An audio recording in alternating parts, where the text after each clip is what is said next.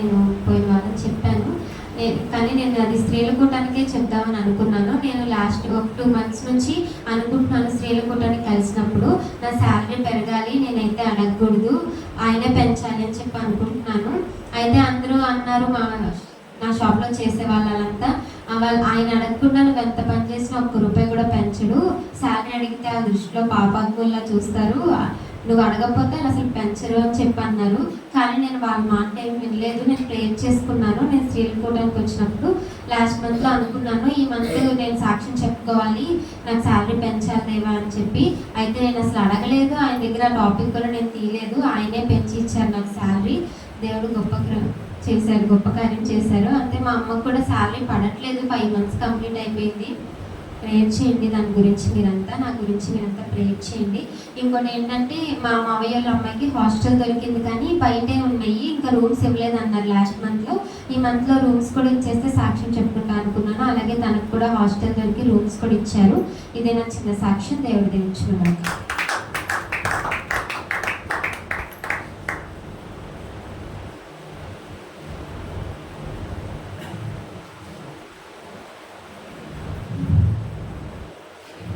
దేవుని నామానికి స్తోత్రాలు.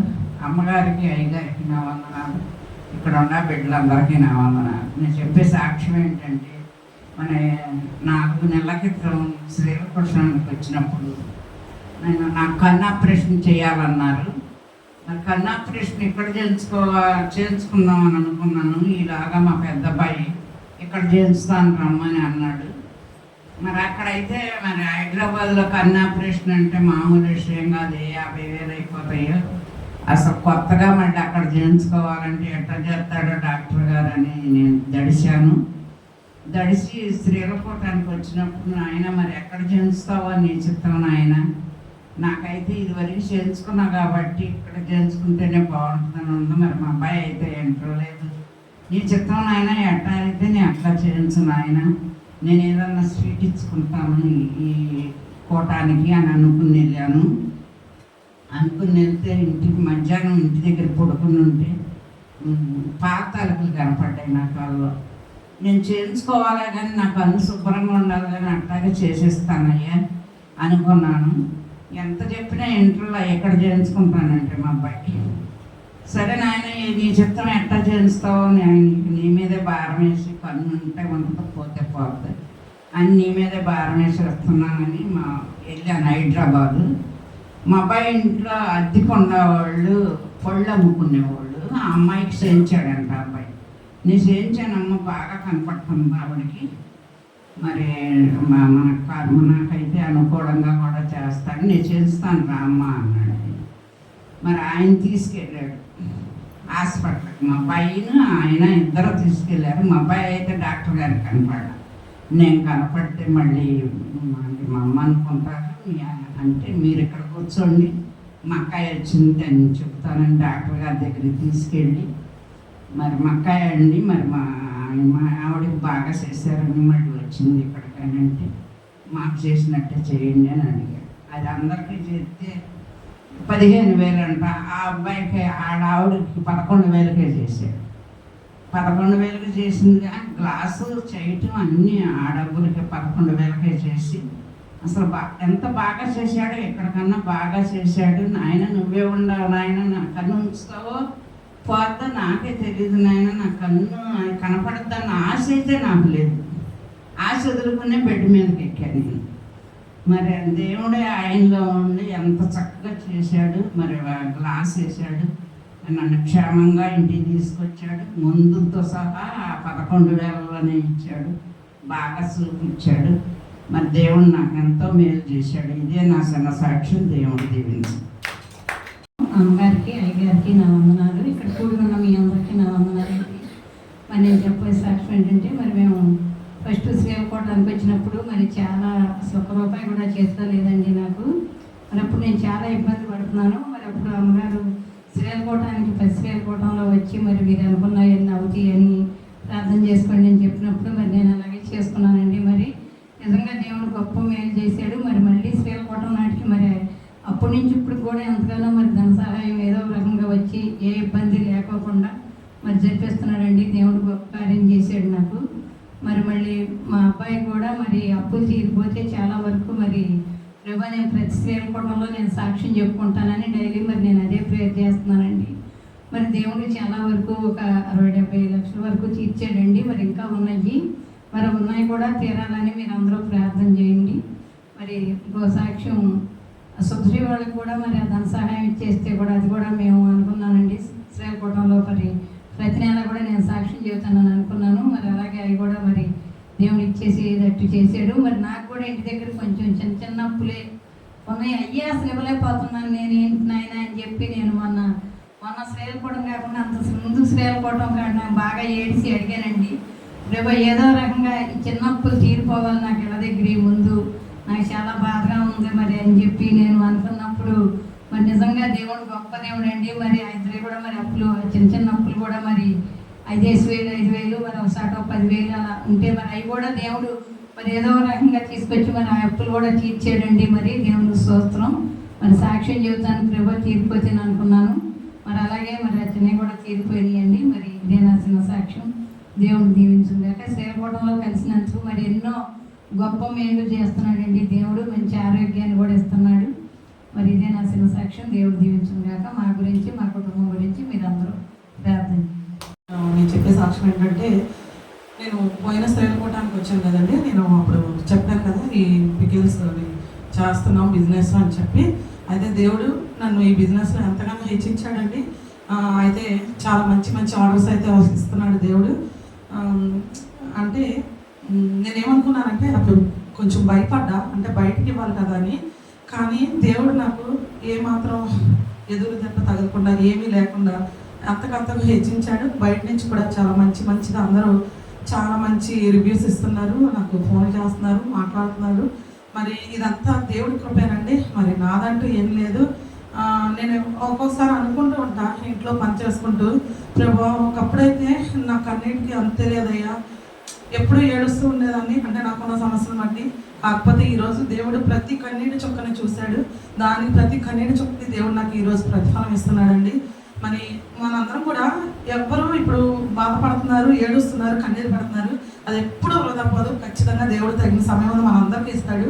నా జీవితంలో చేసిన దేవుడు మరి మీ జీవితంలో కూడా ఖచ్చితంగా చేస్తాడండి. అలాగే మన చర్చి కూడా అందరూ చూసి చాలా ఇన్స్పైర్ అవుతున్నారు. మొన్న ఒక ఆవిడైతే, నేను ఇది చెప్పాలి ఖచ్చితంగా మీకు, ఒక ఆవిడైతే ఫోన్ చేసి ఏంటి మీరు ఎవరిని బయట వాళ్ళు రానివ్వరా చర్చికి అని చెప్పని అడిగింది ఆవిడ నన్ను. అంటే ఆవిడ తప్పుగా అడగలేదు, కానీ ఆవిడకి అలా అర్థమైంది. అంటే మనందరం ఒక ఫ్యామిలీలా, ఒకే ఫ్యామిలీలా ఆవిడ కనిపించామన్నమాట. ఆవిడ చాలా ఆశ్చర్యపోయింది. లేదండి నేను మా అమ్మగారు సువర్ణ మేము ముగ్గురిపై చుట్టాలు, మిగిలిన వాళ్ళందరూ సంఘస్థులే అని చెప్పినప్పుడు ఆమె చాలా ఆశ్చర్యపోయింది. నిజంగా ఈ రోజుల్లో ఎట్లా ఉన్నారా, అది కేవలం మీకు మాత్రమే సాధ్యమమ్మా, మీకు ఎంత చెప్పినా తక్కువే, ఎంత పొగిడినా తక్కువే అని చెప్పి చాలా మంది అయితే మన చర్చి గురించి కూడా చాలా బాగా మాట్లాడుతున్నారు, ప్రశంసిస్తున్నారు. మరి ఈ కృప మనం పొందుకున్నాం మనందరం. మరి ఎప్పుడు మనం అందరం ఎట్లాగే ఉండాలని దేవుని నేను మనస్ఫూర్తిగా కోరుకుంటున్నాను. ఇదే నా సాక్ష్యం. నా గురించి, మరి నా బిజినెస్ గురించి, నా కుటుంబం గురించి కూడా మీరు అందరూ ప్రార్థన చేయండి. మీ అందరికీ నా వందనాలు.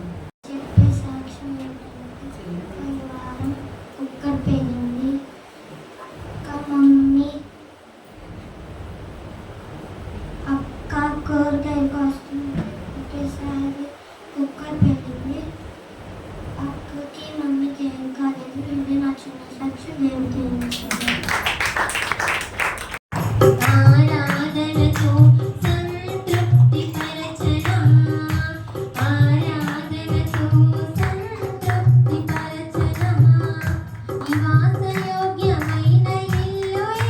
ఇలా వచ్చింది ఫేస్కి అంతా కూడా అని చెప్పాను కదా.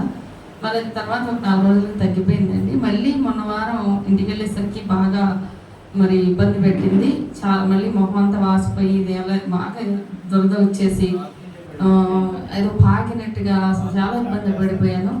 ఒక సోమవారం అంతా నేను మరి లైవ్ చూస్తా కూడా ఆ రోజు శరణమ్మ గారి నేను ఏడుస్తూ ప్రేయర్ చేసుకుంటున్నాను. ఆ వాక్యం విన్నంతసేపు ఏడుస్తూనే ఉన్నాను నేను. అంటే ఏదో ఒక శోధన, ఆమె కూడా అదే చెప్తుంది ఆ రోజు అనుకుంటా. అంటే ఆమెకి ఉపవాసాలు ఉన్నప్పుడు ఎక్కువ బాధించబడతాం, మనం శోధించబడతాం అని. పోయినసారి ఉపవాసాలు చేసినప్పుడు మరి అప్పుడు కూడా అంతే, అలర్జీ చేతులకు వచ్చి చాలా ఇబ్బంది పెట్టింది. చాలా ఇబ్బంది పడ్డా, ఎన్నో రాత్రులు ఇబ్బంది పడ్డా. మరి మొన్న చూస్తే ఇప్పుడు మళ్ళీ ఇదే నాకు ప్రార్థన చేసుకోకుండా ఏంటి ప్రభా అని నాకు ఎందుకో బాధ అనిపించింది. ఈ ఎలర్జీ ఏంటి, నేను బండి మీద తిరగాలి కదా, మరి ఉదయం లెగిస్తే నాకు నన్ను ముట్టు ప్రభా అని. సరే హాస్పిటల్కి వెళ్దామని అనుకున్నామండి. సర్లే పద్దాక ఎందుకు వస్తుందో, మొహం కూడా వాసిపోయింది బాగా. ఇక మరి మా పక్కన ఉన్న వాళ్ళు అన్నారు, అమ్మ ఒకవేళ బ్లడ్లో ఇన్ఫెక్షన్ ఉంటుంది, మీరు ఫాస్టింగ్స్ చేస్తున్నారు కదా, మరి ఫాస్టింగ్ వల్ల బ్లడ్ సరిపోయినా అలా వస్తుంది, మీకు కూరలు తినరు కదా, మరి ఉప్మాలు ఇడ్లీలు ఇవే కదా తినేది అని ఇలా అనేసరికి నాకు కూడా నిజమే కదా వెళ్దామని. ఇంతకు ముందు కూడా కొన్ని నెలల నుంచి నేను షుగర్ వచ్చిందేమో అని అనుమానం వచ్చింది నాకు. అప్పుడే అనుకున్నా అన్నీ ఒకసారి టెస్ట్ చేయించుకుందాం, హాస్పిటల్కి వెళ్ళి బ్లడ్ మరి షుగర్ ఇవన్నీ థైరాయిడ్ ఇవన్నీ టెస్ట్ చేయించుకుందాం, ఎందుకన్నా మంచిది, అప్పుడప్పుడు చెకప్ చేయించుకోవాలి కదా, దేవుడి కృపను బట్టి జ్వరం కూడా రాదు నాకు, గొప్ప కాదులే కానీ చెప్తున్నాను. కాబట్టి మరి నేను ఇంక హాస్పిటల్కి వెళ్ళే పని ఏమి ఉండదు, ఒక ప్రత్యేక టెస్ట్ అన్నా చేయించుకుందాం అని మనసులో అనిపించింది. సరే అని వెళ్దాం అనుకున్నాక నిర్లక్ష్యం చేస్తున్నా. ఇక ఎలా అయినా వెళ్దామనేమో దేవుడు మరి నిన్న ఇక వెళ్ళామండి. నిన్న ఉదయం వెళ్ళాను, అన్నీ వెళ్ళంగానే డాక్టర్ గారు కొన్ని మొక్కలు నాకు చూపించారు. ఆ మొక్కలన్నీ ఇక్కడ ఉంటాయి, ఈ మొక్కలున్న చోటుకి నువ్వు వెళ్తున్నావా అని అడిగారండి. వెళ్తే వెళ్ళాలండి మరి నాకంటే మరి వెళ్తే ఫేస్ అంతా కవర్ చేసేసుకొని మీరు ఎలర్జీ ఉంటే కొన్ని విష వాయువులు వస్తాయి కొన్ని మొక్కలకి, మరి మనకేమో చుట్టుపక్కల అవే మొక్కలు, మరి ఇక ఎట్లా ప్రభా అనుకున్నాను. ఆయన అన్నాడు మరి టెస్టులు కూడా రాస్తున్నాను. ఆయన రాస్తున్నాను అనలేదండి, నేనే రాయమన్నా. బ్లడ్ టెస్ట్ ఇవన్నీ రాయండి, ఎందుకో నాకు డౌట్గా ఉంది, పద్దాక దురదలు వస్తున్నాయి కదా, ఇన్ఫెక్షన్ ఉందేమో అని నాకు డౌట్గా ఉందంటే సరేనా అన్ని టెస్టులు రాశారండి ఆయన. కిడ్నీకి సంబంధించింది, మరి బ్లడ్లో ఇన్ఫెక్షన్ కానీ బ్లడ్ ఎంత ఉంది ఇవన్నీ చాలా టెస్టులు రాశాడు. వెళ్ళి ఇంకా సువర్ణనే ఇద్దరం వెళ్ళాం. చాలా రోజులు అయింది టెస్టులు చేయించి హాస్పిటల్కి వచ్చి హాస్పిటల్ బిల్ కట్టి అనుకుంటా కూర్చొని నవ్వుకున్నాం, దేవుడి గురించి బట్టి మనకి ఏం తెలియట్లేదు అని. సరైన అన్ని టెస్టులకి చాలా తక్కువే ఉంటాయి, నిజంగా చెప్పాలంటే 1300 అయినాయి. సరే దేవస్తోత్రం అనుకుని తక్కువ వాళ్ళు మళ్ళీ మనసులో ప్రేర్ చేసుకున్నా, తక్కువే అయినాయి. సరే వెళ్తే ఆయన అన్ని కూడా చూసి అన్ని మంచి రిపోర్ట్స్ వస్తే కనుక ప్రభా టెస్ట్ చేసుకోవడానికి సాక్ష్యం చెప్పి స్వీట్ ఇస్తాను, మరి చెకప్ చేయించుకోవాలని ఆశ ఉంది కానీ రిపోర్ట్స్ మరి ఎలా వస్తాయి తెలియదుగా. సరే అని అలా అనుకున్నానండి. దేవుడి కృపను బట్టి అన్ని మంచి రిపోర్ట్స్ వచ్చినాయి, దేవునికి స్తోత్రం, హల్లెలూయా. బ్లడ్ కూడా ఆయన నాకు 11% బ్లడ్ ఉందని చెప్పాడు. అసలు మామూలుగా నేను తినే ఫుడ్ ఇప్పుడు దగ్గర మొన్న నుంచి ఒక 4 రోజుల నుంచి నేను అన్నీ తింటున్నాను. అంటే ఆకుకూరలు, బెండకాయ ఆకుకూరలు కానీ ఈ కూరగాయలు కానీ, అంతకుముందు ఒకవేళ తిన్నాను నీసు ఏదైనా బిర్యానీ అట్లా తినేదాన్ని అనమాట. అంతకుముందు ఫుల్గా కంప్లీట్గా సంవత్సరం ఫాస్టింగ్లో ఉన్నా నేను. 15 నెలలు ఫాస్టింగ్లో 5 నెలలు నేను తిన్నాను, అంటే 3 నెలలు నేను అన్నీ తింటున్నా. అప్పుడప్పుడు కోటాలకు అట్లా చాలా తక్కువే ఉండాలి నాకు. నిజంగా దేవుడు ఇచ్చిన రక్తమేనండి అది. అనుకున్న ఆశ్చర్యపోయా, దేవా నాకు ఎంతగానో నన్ను ప్రేమిస్తున్నావా అని స్తుతించాను. మరి అలాగే బ్లడ్లో ఏమి లేదన్నారు, అన్నిట్లో అన్ని రిపోర్ట్స్ కూడా చాలా బాగున్నాయి. కిడ్నీ ఫంక్షనింగ్ బాగుంది అండి, అన్నీ బాగుంది అని చెప్పారు, దేవానికి స్తోత్రం అనుకున్నా. మరి అదేనండి నా సాక్ష్యం. మరి అలాగే నిన్న కాలమందు బేబీ గారికి కూడా చాలా ఇబ్బంది అయింది, ఆవిడ కూడా మరి చాలా నీరసం అయిపోయి ఆమె ఫాస్టింగ్స్ చేస్తుంది 50 days. సరే తను కూడా చాలా మోషన్స్ వామిటింగ్స్ మరి చాలా నీరసం అయిపోయింది. నిన్న ఇక్కడికి రావాలనే కారణంతో ఆమె హాస్పిటల్కి కూడా వెళ్ళింది నిన్న నైట్, లేకపోతే వెళ్ళేది కాదంట. అప్పుడు ఆమె తగ్గిపోద్ది, దేవుడు స్వస్థపరుస్తాడని అలా ఉండిపోద్దండి. మరి నిజంగా ఇక్కడికి రావాలి, నేను మిస్ అవ్వకూడదు, స్త్రీలు కూడా కలుస్తున్నాం ప్రతి నెల అని ఆమె వెళ్ళిందంట. 11కి అప్పుడు వచ్చి తలుపు కొట్టింది, మళ్ళీ అమ్మగారు ప్రేర్ చేయండి అని చెమటలు పట్టేసినాయి అప్పటికే ఆమెకి. నేను కూడా అనుకున్న ప్రభా వాళ్ళు కలిస్తే నేను సాక్ష్యం చెప్పుకుంటే అవ్వడానికి శక్తి ఇచ్చి లేకపోయా రేపు ఉదయం కల్లా.